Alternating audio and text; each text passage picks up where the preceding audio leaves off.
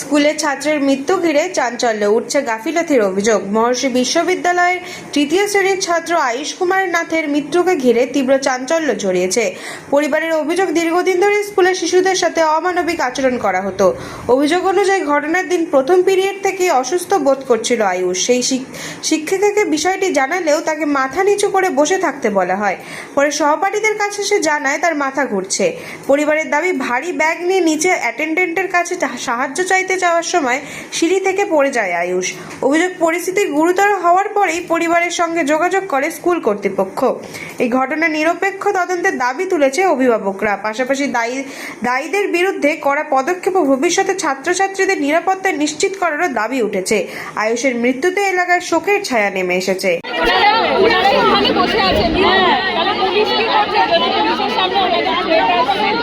আমরা তো পুলিশকে একটাই কথা বলছি যে আপনি ওনাদেরকে নিয়ে আসুন, আমরা দরকার হলে কিন্তু ওনাদেরকে আসতে হবে। এতগুলো গার্জেন যখন এসছে, তাহলে ম্যানেজমেন্ট থেকে শুরু করে কোনো লোক আসেনি, কেন আসে আমাদেরকে কেউ তো, আমরা পুলিশের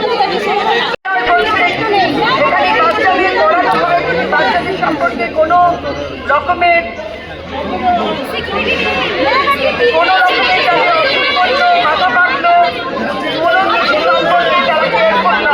গার্জিয়ানের কথা শোনা হয় না, গার্জিয়ানদের কথা শোনা হয় না।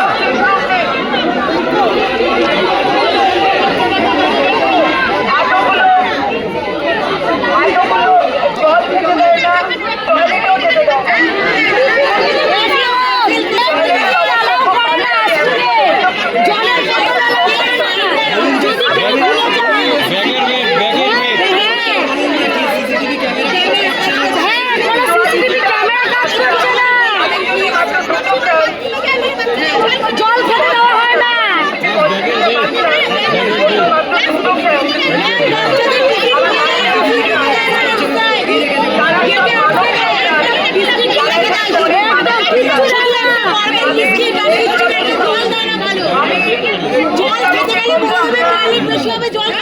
আপনারা পেরেন্টস ফোরাম তৈরি করুন। পেটে ব্যথা